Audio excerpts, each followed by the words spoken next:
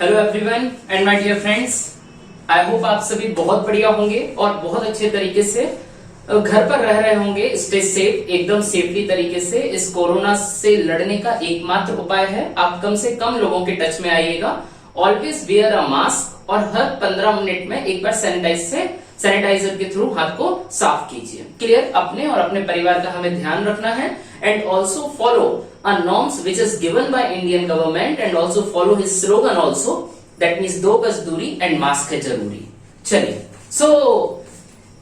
अभी तक हमने जब आपने थोड़े से जो भी बच्चे अभी सब्जेक्ट देख रहे होंगे, लेक्चर सीरीज को उन्होंने देखा होगा, तो उसमें अपन ने हाईवे को कंप्लीट किया, सर्वे को कंप्लीट किया, स्टील स्ट्रक्चर को मैंने आपके लिए कंप्लीट किया।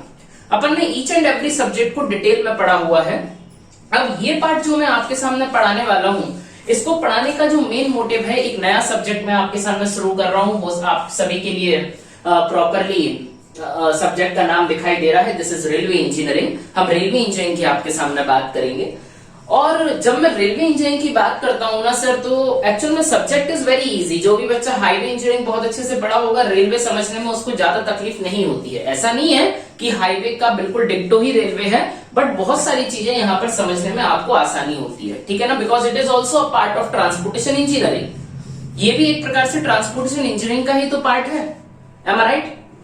एक्चुअल में होता क्या है सर, रेलवे इंजीनियरिंग आपके सिलेबस में बहुत कम और बहुत रेयरली पूछा जाता है। कोई एग्जाम्स ऐसे हैं जिनमें रेलवे को बहुत पूछा जाता है, और वो ऐसा एग्जाम आपके सामने आने भी वाला है। एक्चुअल में ये सब्जेक्ट किसी भी कोचिंग इंस्टीट्यूट में जनरली अवॉइड कर दिया जाता है, बिकॉज इसको सेपरेटली कोई पढ़ाना नहीं चाहता। अपन यहाँ पर रेलवे भी पढ़ेंगे और कंप्लीटली मैं आपके लिए एयरवे का कंप्लीट सिलेबस कवर करवाऊंगा, ठीक है ना। यानी ट्रांसपोर्टेशन में मेन 3 ही पार्ट होते हैं, this is highway engineering, railway engineering and airway engineering. Highway को हमने सभी ने बहुत अच्छे से यानी पढ़ा हुआ है, और मैं आपसे रिक्वेस्ट करता हूं कि मुझे हाईवे का या फिर मेरे किसी भी सब्जेक्ट का फीडबैक प्रॉपरली देते रहिएगा।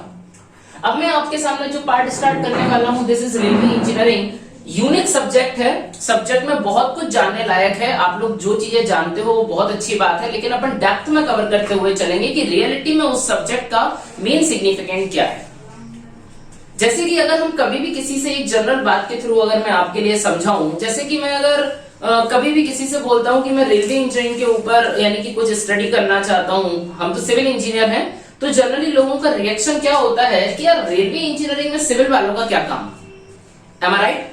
फर्स्ट इंप्रेशन ही ये होता है, रेलवे इंजीनियरिंग में सिविल वालों का क्या काम। जबकि मैं आपको बता दूं, बिना सिविल के रेलवे पॉसिबल नहीं है, ठीक है ना। जब आप ईएस वगैरह का एग्जाम देते हो, बड़े बड़े एग्जाम देते हो, एसएससी जेई का एग्जाम दोगे, जब आप पोस्टेड रहते हो जब रेलवे डिपार्टमेंट में, तो उसमें देखते हैं सिविल का लेवल अलग रहता है as compare to other branches. अब सोशल प्लेटफॉर्म में उस पर नाम नहीं ले सकता। क्लियर? सो देखिएगा बहुत ध्यान से, मैं आपको अगर रेलवे इंजीनियरिंग की बात करता हूं ना माय डियर फ्रेंड, तो सिविल इंजीनियरिंग में रेलवे का मतलब हमें लोकोमोटिव को डिजाइन नहीं करना है।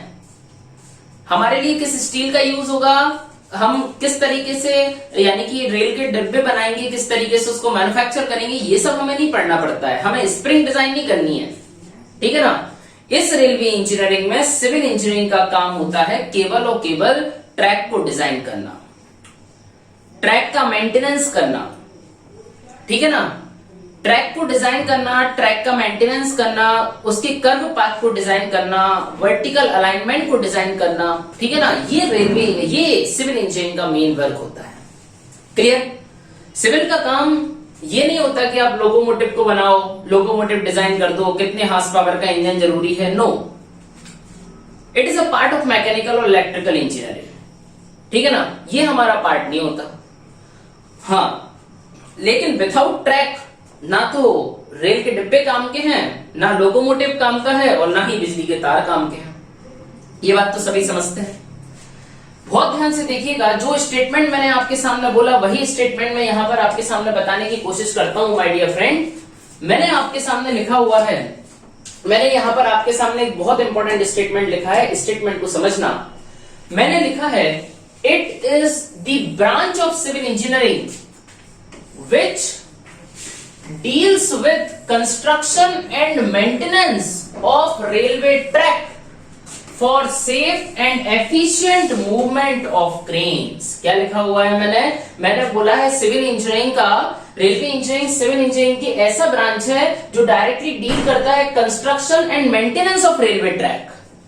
सर लेकिन what do you mean about track? Track का मतलब क्या होता होगा, इसके बारे में अभी हम थोड़ा समझते हैं। ठीक है, ट्रैक के बारे में अभी हम थोड़ा समझते हैं। मैंने आपसे बोला, अभी आपसे डेफिनेशन को समझने की कोशिश कीजिएगा। It is the branch of civil engineering which deals with construction and maintenance of railway track for safe and efficient movement of cranes. Crane का मतलब होता है, यानी एक प्रकार से हम ट्रेन ही मान लेते हैं, ट्रेन का एफिशिएंट मूवमेंट हो, है ना, एकदम सेफली ट्रेन मूव हो जाए, तो उसके यानी कि जिस ट्रैक पर, ट्रैक का मतलब होता है एक ऐसा अरेंजमेंट जिसके ऊपर ट्रेन मूव कर सकता है। Clear to all of you? तो ट्रेन सेफली मूव हो, एफिशिएंट मूवमेंट हो, उसके लिए ट्रैक को डिजाइन कैसे करूंगा, ट्रैक का मेंटेनेंस कैसे करूंगा, ये सिविल इंजीनियरिंग का रियल काम होता है। Clear to all of you?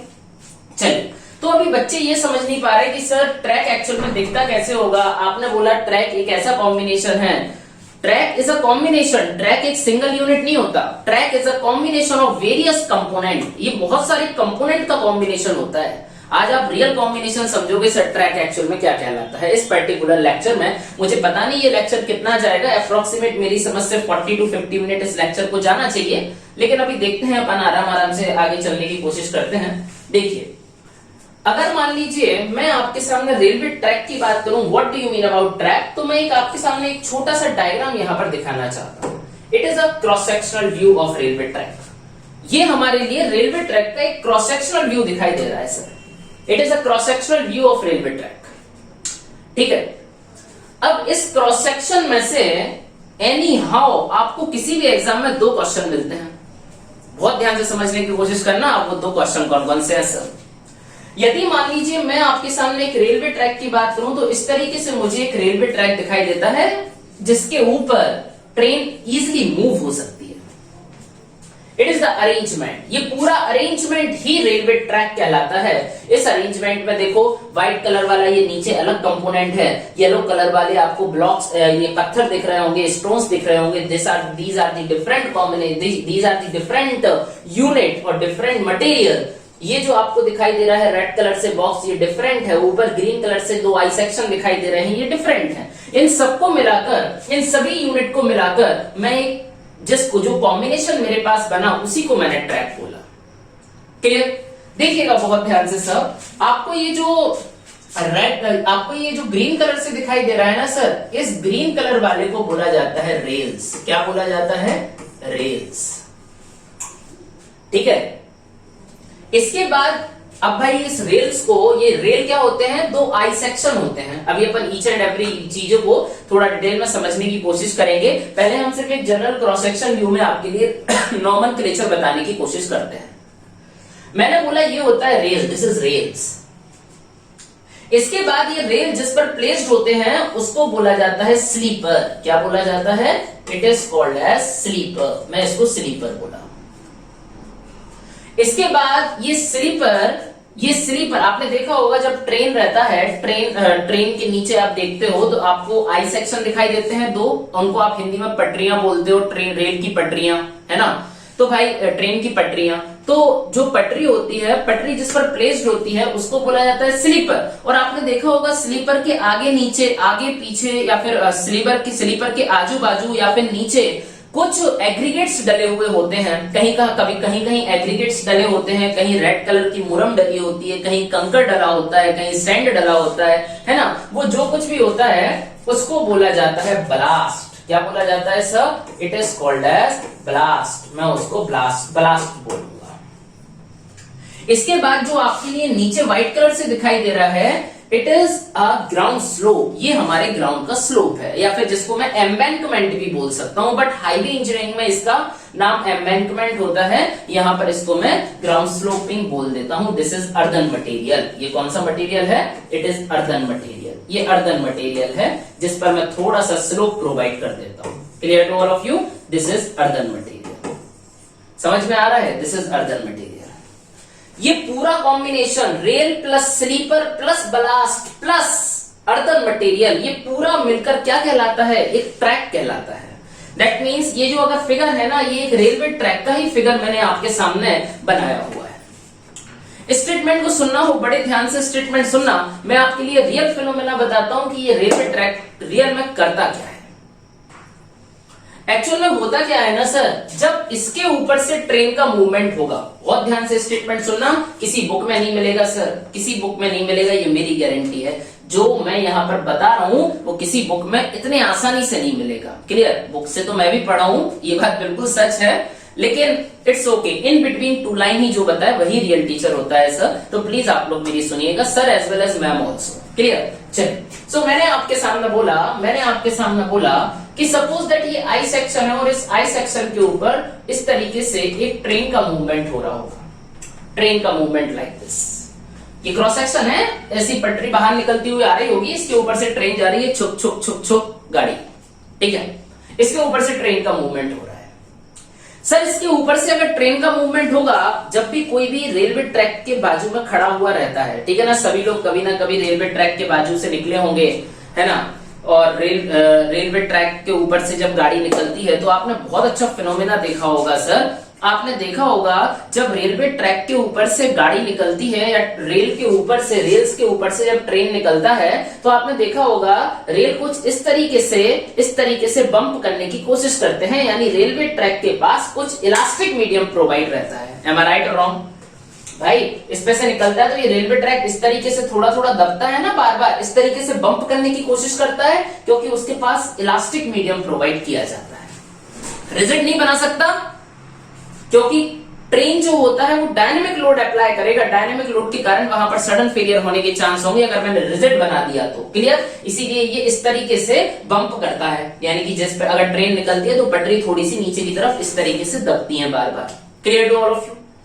Statement सुनना हो, बड़े ध्यान से स्टेटमेंट सुनने की कोशिश करना। What I will describe in front of you. Actual में रेल का रियल काम क्या होता है? What is the main function of rail? Rail का मेन फंक्शन क्या है, सबसे पहले यही समझाने की कोशिश करता हूं। What is the main function of rail? Train क्या करेगा? अच्छा, strength of theory of structure सभी पढ़े हुए हैं। थ्योरी ऑफ स्ट्रक्चर में क्या होता है सर, मान लीजिए एक रोलिंग लोड है, सर आपसे बोलते हैं it is a rolling point load. Am I right? इसी तरीके से बनाते हैं जब आप आईएलडी पढ़ते हो, थ्योरी ऑफ स्ट्रक्चर और स्ट्रक्चर एनालिसिस में, जब आपने इन्फ्लुएंस लाइन डायग्राम पढ़ा होगा तो आपसे सर ने बोला होगा it is moving rolling load. Am I right और रॉन्ग? तो एक्चुअल में होता क्या है ना सर, इसको सिंबॉलिक रिप्रेजेंटेशन इसलिए दिया गया है क्योंकि जब भी कोई टायर किसी भी सरफेस पर मूव करता है ना, तो ये मान लिया जाता है कि वो टायर उस सरफेस पर as a point load transmit करेगा। कौन सा लोड ट्रांसमिट करेगा?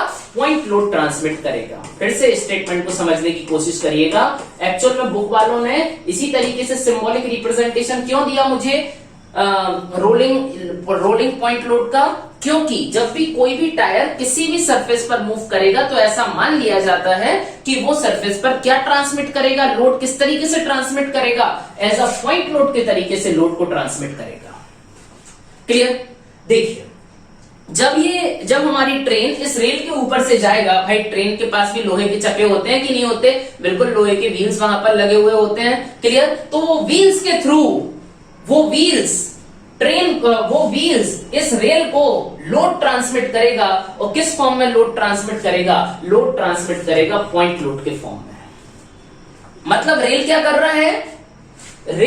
रहा है, इसके ऊपर जो भी लोड आ रहा है, जो ट्रेन का लोड आ रहा है, जो व्हील लोड ट्रांसमिट कर रहे हैं, पॉइंट लोड ट्रांसमिट कर रहा है उस रेल के लिए, तो रेल उस पॉइंट लोड को ले रहा है और लेकर आराम से नीचे की तरफ क्या करता जा रहा है? ट्रांसफर करता जा रहा है। ये पॉइंट लोड लेगा और नीचे की तरफ एज अ पॉइंट लोड ही ट्रांसमिट कर देगा। Am I right? ये पॉइंट लोड लिया और पॉइंट लोड ही इसने ट्रांसमिट कर दिया। और ट्रांसमिट किसको करेगा? ये ट्रांसमिट करेगा स्लीपर के लिए।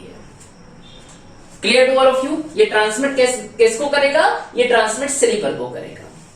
Sleeper is also a very unique component of track.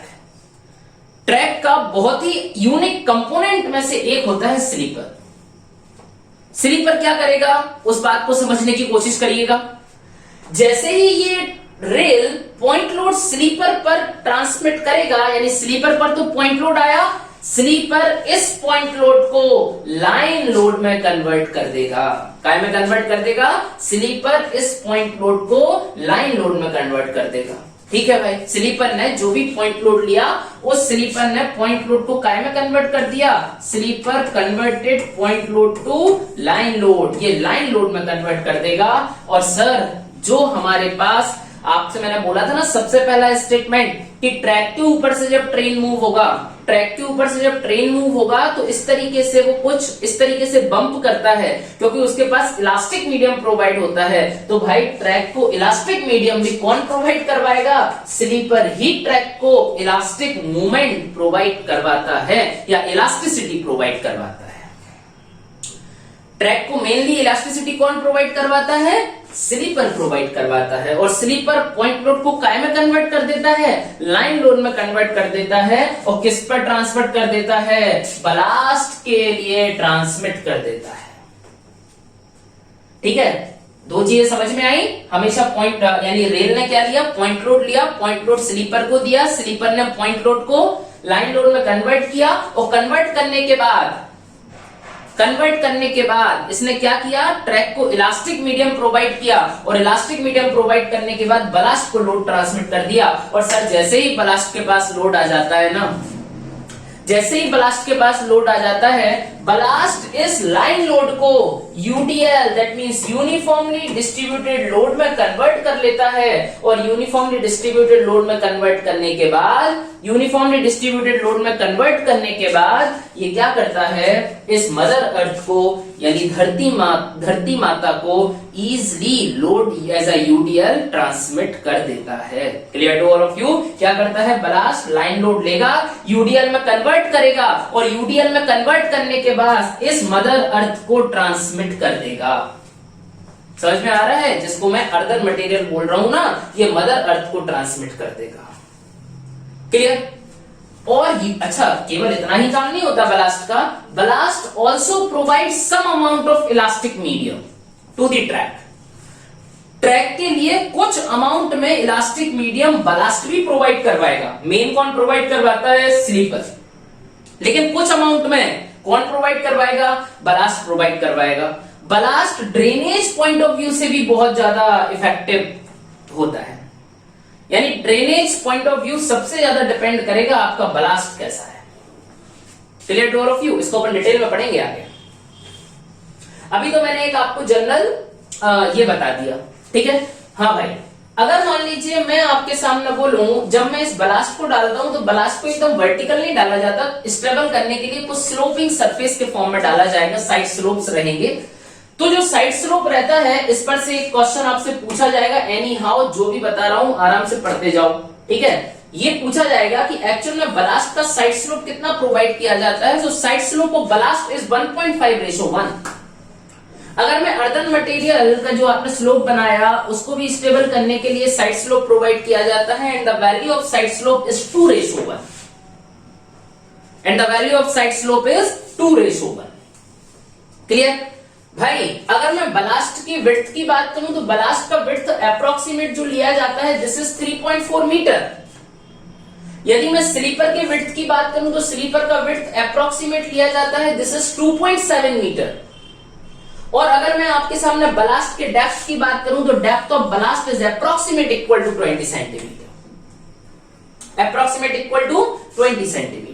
Clear? समझ में आ रहा है concept? What I will discuss in front of you. ये पूरा कॉम्बिनेशन जो मैंने आपके लिए बताया है इट इज रेलवे ट्रैक। ये पूरा कॉम्बिनेशन रेलवे ट्रैक कहलाता है। क्या हुआ? सबसे पहले रेल ने पॉइंट लोड लिया और पॉइंट लोड स्लीपर को ट्रांसमिट किया। स्लीपर पॉइंट लोड लेगा, लाइन लोड में कन्वर्ट करेगा, इलास्टिक मीडियम प्रोवाइड करवाएगा और उस लाइन लोड को बलास्ट पर ट्रांसमिट करेगा। बलास्ट लाइन लोड को लेगा और लाइन लोड लेने के बाद यूडीएल में उसको कन्वर्ट करेगा, ड्रेनेज सिस्टम प्रोवाइड करवाएगा, some amount of elastic medium provide करवाएगा एंड मदर अर्थ पर ट्रांसमिट कर देगा। क्लियर?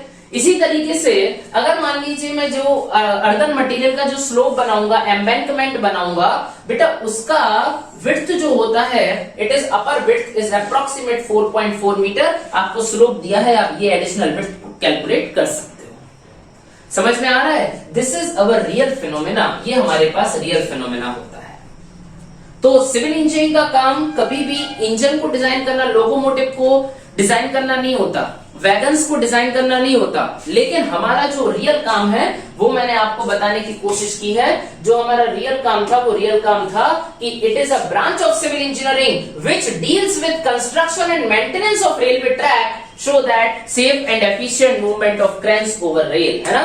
रेल के ऊपर क्रेन्स का एफिशिएंट मूवमेंट हो सके, सेफली मूवमेंट हो सके, इसीलिए ये एक सिविल इंजीनियरिंग में ब्रांच को ऐड किया गया है। नेक्स्ट लाइन जो लिखा हुआ है मैंने, अब ट्रैक का मतलब सभी समझ गए। Track is the combination of, track is a combination of rail, sleeper, ballast and other material, sloping other material. Clear to all of you? उन सभी का जो क्या कहते हैं पूरा कॉम्बिनेशन कहलाता है, वही बेटा ट्रैक कहलाएगा। Clear to all of you? अच्छा, अब देखिएगा मैंने यहां पर लिखा हुआ है railway track are divided into 2 parts. जो रेलवे ट्रैक होते हैं उन रेलवे ट्रैक को लगभग 2 पार्ट में डिवाइड किया जाएगा। अब भाई रेलवे ट्रैक को 2 पार्ट में डिवाइड किया जाएगा। अब वो 2 पार्ट कौन कौन से हैं, या ऐसा कह सकता हूं कि 2 टाइप के रेलवे ट्रैक जनरली बनाए जाते हैं। बहुत ध्यान से सुनने की कोशिश करना, अब वो कौन कौन से कहलाते हैं। It's a very interesting part. एक तो मैंने लिखा हुआ है टेम्परेरी ट्रैक और अनदर मैंने लिखा हुआ है परमानेंट ट्रैक। ठीक है, बच्चे इस चीजों को समझते नहीं है but it is very important. ठीक है, अंकित जैन ऐसा नहीं बोल रहा, आप स्टैंडर्ड लेवल के एग्जाम्स उठा के देखिए जिनमें रेलवे बहुत अमाउंट में पूछ, ऐसे बहुत सारे एग्जाम्स हैं जिनमें रेलवे के 10 से 15 से 25 तक क्वेश्चन आते हैं सर। उनमें छोटी छोटी चीजों को याद रखना is very very important for us, आपके लिए बहुत ज्यादा जरूरी है। मैंने क्या लिखा है, मैं अगर टेम्परेरी ट्रैक की बात करता हूं, मैंने सबसे पहले लिखा है टेम्परेरी ट्रैक। सो मैंने लिखा है for transportation of earth and construction material. अगर मान लीजिए सपोज दैट मैंने आपसे बोला कहीं पर मुझे न्यू रेलवे ट्रैक बनाना है, अगर मुझे न्यू रेलवे ट्रैक बनाना है तो मैं वहां पर एक एक्स्ट्रा एडिशनल टेम्परेरी ट्रैक बनाता हूं। जिस एडिशनल टेम्परेरी ट्रैक पर केवल और केवल अर्दन मटेरियल या फिर कंस्ट्रक्शन मटेरियल को एक जगह से दूसरी जगह तक ले जाया जाएगा। ठीक है ना, या ले जाया जाता है। Clear to all of you? ले जाया जाएगा या ले जाया जाता है। Clear to all of you? So it is temporary, यानी कि जैसे ही मेरा काम कंप्लीट होगा मैं इस ट्रैक को वहां से हटा दूंगा। जैसे ही मेरा काम कंप्लीट होगा मैं उस ट्रैक को वहां से हटा दूंगा। एक होता है परमानेंट ट्रैक। अच्छा, परमानेंट ट्रैक का मतलब for passage of trains, train को पास होने के लिए जो ट्रैक होता है हमारी ट्रेन, जो जब हम ट्रेन में सफर करते हैं तो हमारा ट्रेन जिस ट्रैक पर मूव करता है it is called permanent track, उसको परमानेंट ट्रैक बोला जाता है। Clear to all of you? तो there are 2 types of track, एक होता है temporary track and another is permanent track. Temporary track का काम केवल और केवल अर्दन एंड कंस्ट्रक्शन मटेरियल को एक जगह से दूसरी जगह ले जाना है, जबकि परमानेंट ट्रैक का काम ट्रेन का एफिशिएंट मूवमेंट करवाना है, या पैसेंजर ट्रेन का जो गुड्स ट्रेन होती हैं उनका एफिशिएंट मूवमेंट परमानेंट ट्रैक पर होगा। क्लियर? चलिए नेक्स्ट स्टेटमेंट पर आते हैं। अब देखिए यहां से एक नया स्टेटमेंट चालू हो जाता है और यहां से रियल में रेलवे आपसे बहुत सारी चीजें पूछने लगेगा। पहली बात तो रेलवे अभी हमने ज्यादा से ज्यादा आपका 10 से 12-15 मिनट का लेक्चर हुआ होगा। उस 10 से 12 से 15 मिनट के लेक्चर में आपको कम से कम 5 से 10 क्वेश्चन मिल चुके हैं सर। सबसे पहला क्वेश्चन तो आपको रेलवे ट्रैक से मिल गया था जब हमने डायग्राम देखा था। वहां से आपसे 3 से 4 क्वेश्चन बनेंगे। इसके बाद जितने क्वेश्चन है तो वो यहां से बन जाएंगे। रेलवे में देखो सिविल इंजीनियरिंग में 3 सब्जेक्ट ऐसे हैं which is very easy, very short, लेकिन बहुत इंटरेस्टिंग और बहुत ज्यादा अमाउंट में पूछे जाते हैं। एक तो अपन पढ़ ही रहे हैं, उसको मैंने बोला रेलवे, एक होता है बेटा एयरवे और एक होता है open channel flow. Railway engineering मुश्किल से 15 से 20 पेज का है, मुश्किल से 20-25 मान लो। हर एक पेज पर तुम्हें 5 क्वेश्चन मिलेंगे। Airway engineering maximum to maximum 10 page का है, हर एक पेज से तुम्हें क्वेश्चन मिलेगा। Open channel flow maximum 35 number of pages का है और 35 नंबर ऑफ पेजेस में आपको हर पेज में एक क्वेश्चन मिलेगा। हाईली इंटरेस्टिंग, तीनों बहुत अच्छे सब्जेक्ट, इसलिए छोटे सब्जेक्ट्स को हमें छोड़ते हुए बिल्कुल भी नहीं चलना है। क्लियर? चलिए, सो मैंने आपके सामने यहाँ पर लिखा हुआ है classification of railway track on the basis of gauge distance. Gauge distance के बेसिस पर मैं रेलवे ट्रैक को किस तरीके से क्लासिफाई करूंगा या किस तरीके से क्लासिफाई किया जाता है on the basis of gauge distance के बेसिस पर। ठीक है, अब भाई गेज डिस्टेंस के बेसिस पर अगर मैं आपके सामने बात करूंगा तो सबसे पहले तो मुझे यही समझना पड़ेगा कि what do you mean about gauge distance. जैसे ही मैंने यहाँ पर गेज डिस्टेंस का नाम लिया, आई नो जिन बच्चों ने गलती से कॉलेज में रेलवे पढ़ लिया है वो ये समझ रहे होंगे distance between two faces of the rail, किन्हीं भी रेल के दो फेस के बीच का distance is called gauge distance. तो ये डेफिनेशन 100% तो नहीं लेकिन 110% गलत है my dear.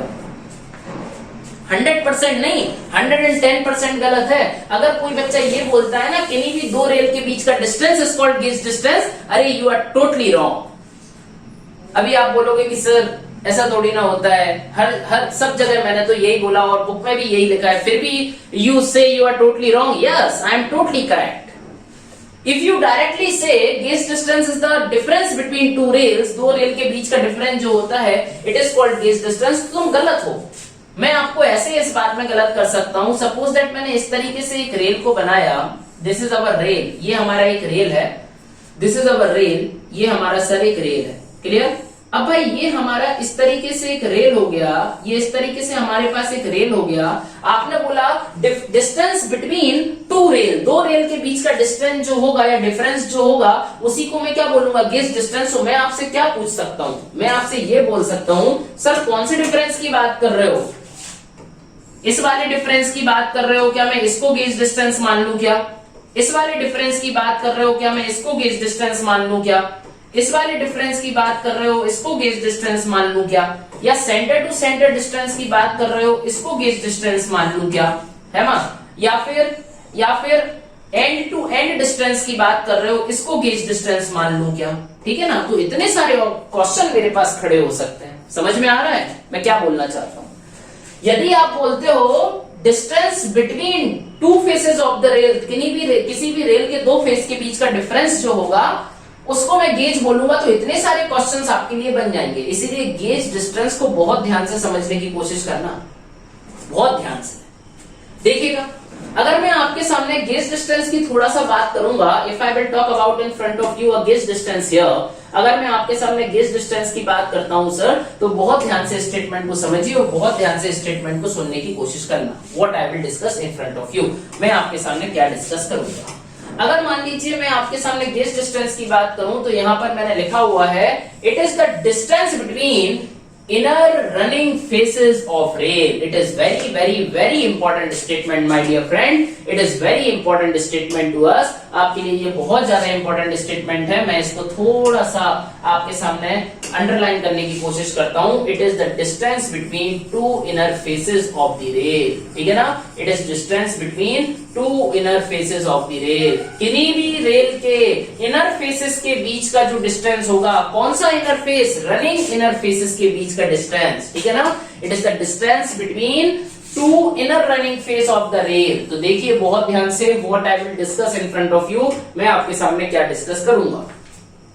What do you mean about inner running faces? मैं वापस से आपके सामने डायग्राम बनाने की कोशिश करता हूं, यानी डायग्राम लाता हूं। देखो यहां पर हमने ये आपके सामने रेलवे ट्रैक बताया, रनिंग फेसेस का मतलब क्या है? What do you mean about running faces? जब मैं आपके सामने इस तरीके से रेल की बात करूंगा, मान लो एक रेल मैंने इस तरीके से आपके लिए बनाया। जो रेल होता है, रेल का cross section generally I section के तरीके से देखने को मिलेगा। दिस इज रेल, ये हमारे पास एक रेल है। क्लियर? तो भाई रेल का जो टायर होगा वो टायर यहीं पर तो प्लेस्ड होगा। M I right wrong? Rail का जो टायर होगा, रेल का टायर यहीं कहीं पर प्लेस्ड होगा, यानी ऊपर वाला जो सरफेस है ना, इसी को मैं कौन सा फेस बोलूंगा? This is running face. ये कौन सा फेस है? It is running face. Running face का मतलब होता है वो फेस जिस पर ट्रेन का मूवमेंट हो रहा होगा, जिस पर ट्रेन रन कर रहा होगा।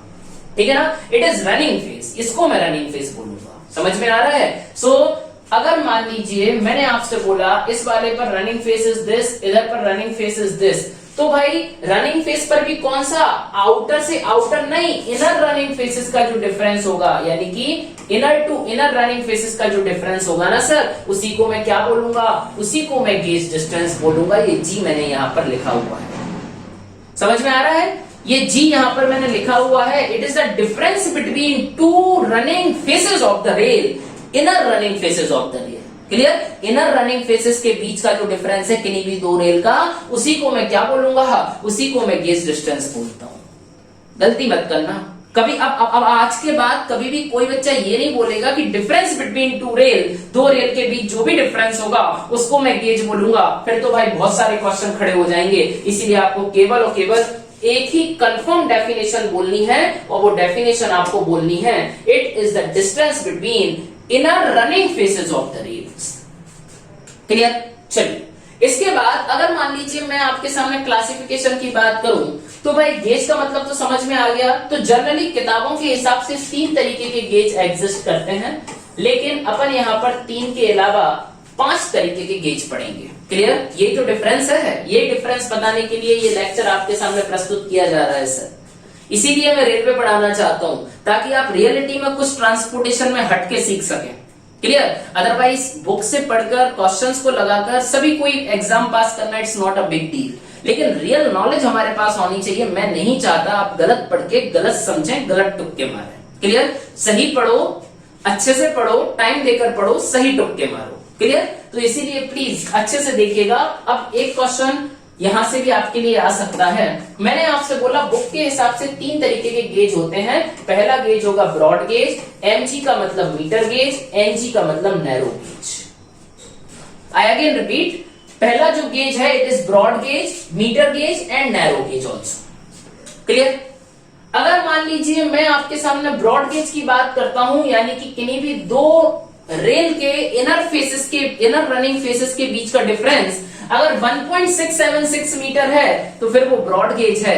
अगर वो डिफरेंस 1 मीटर हो जाता है तो वो मीटर गेज है, और अगर वो डिफरेंस 0.762 मीटर हो जाता है तो फिर वो नैरो गेज है। Clear to all of you.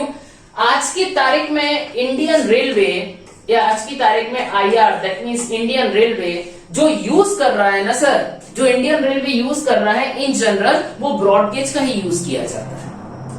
आज की तारीख में जनरली ब्रॉड गेज का ही यूज होता है। Clear to all of you. Yes, पहले के टाइम में आपको नैरो गेज देखने को मिल जाती थी। अभी भी भारत के बहुत सारे हिस्से हैं जहां पर नैरो गेज और मीटर गेज चलते हैं, ठीक है ना। जनरली नैरो गेज आपके लिए हिली एरियाज में देखने को मिल सकते हैं, मीटर गेज भी आपको हिली एरियाज में जनरली देखने को मिल सकते हैं। क्लियर। हाँ, इसके बाद 2 तरीके के गेज और होते हैं।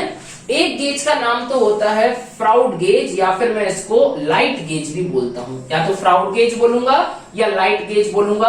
अब भाई ये गेज हो सकता किसी ने देखा हो सकता किसी ने ना देखा हो, फिर भी मैं इसका एग्जाम्पल बताता हूं।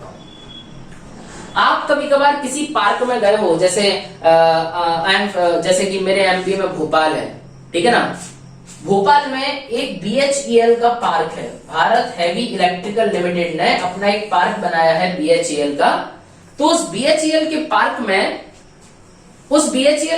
में एक ट्रेन चलती है। हो सकता है पुणे में भी एक पार्क है, पुणे के एक पार्क में भी ट्रेन चलती है।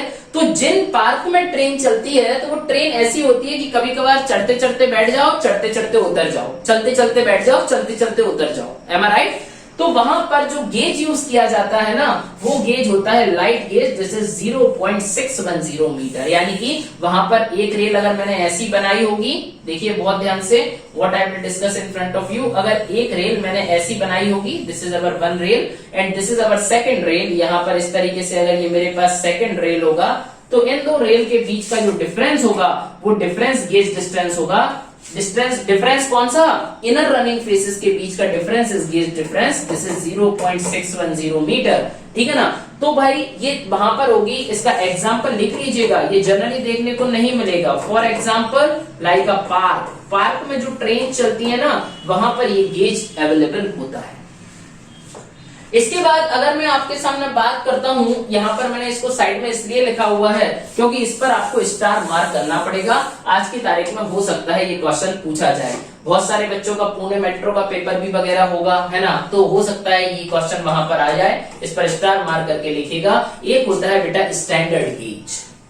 स्टैंडर्ड गेज जो होता है इट इज 1.435 मीटर।